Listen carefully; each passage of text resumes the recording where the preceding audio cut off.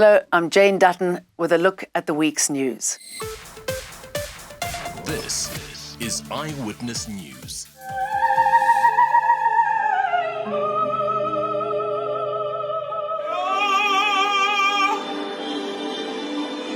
Trapped indoors and singing for entertainment, and to overcome the loss of life, of income, and the world as we knew it. 4 years ago, COVID was amongst us. The pandemic had arrived at great speed.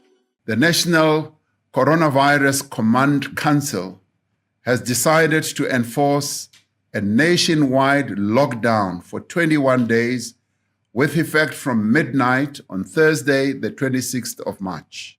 The first case in South Africa, patient 0, was identified in early March, and by the 27th of that month, we were in lockdown. More than 1.2 million lost their lives across the planet. This is what it looked like for us here in South Africa. Now, talking about the COVID-19 recovery requires peeling a few layers off. And at the top of that will, of course, be the conversation about what it did to the public healthcare sector. It was, after all, a public health crisis.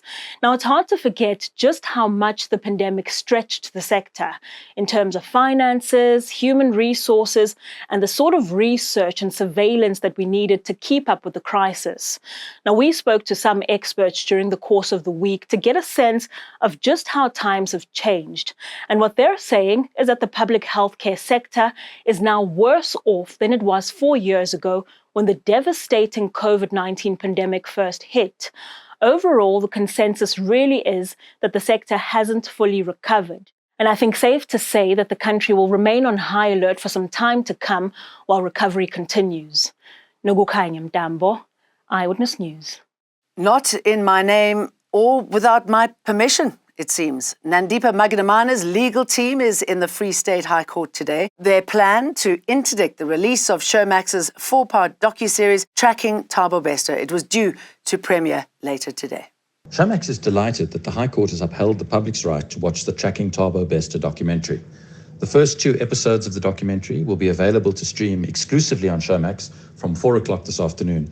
And we think the public need to have the chance to watch the documentary and make up their minds for themselves.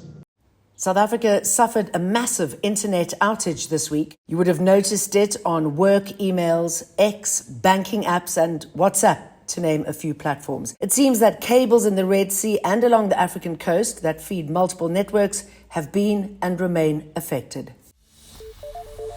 The bill before us today is a crude attempt at directing more public and donor funds into the coffers of the ANC to help them to try and cling on to power.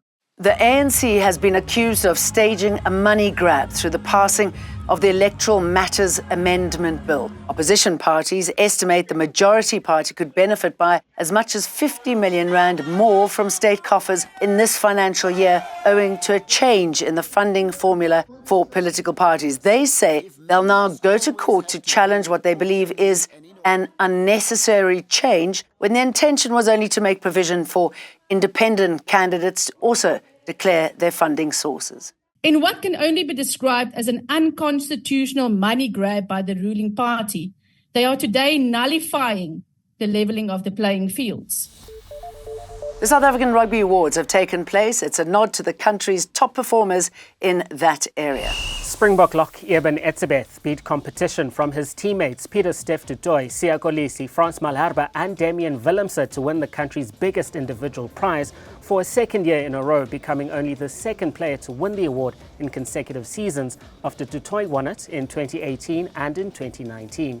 Etzebeth had a remarkable 2023 where he lost his father to cancer before playing a leading role in the successful World Cup title defence and dedicated the award to him.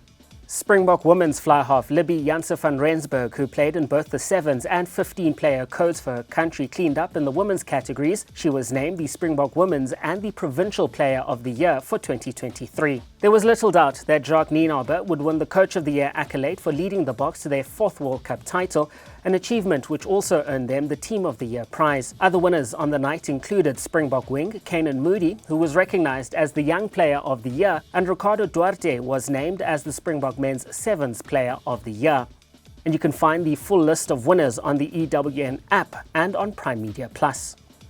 Mawande Mateza, Eyewitness News Sport. Russians go to the polls this weekend. You don't need a crystal ball to know that President Vladimir Putin will win another 6-year term. Again, also happening this weekend with a lot more surprises than the ballot box in Russia is the Cape Town Carnival. It's been pitched as the weird, wacky and wonderful Lekker Carnival. It takes place at Greenpoint on Saturday and it's free. We leave you with pictures of the event.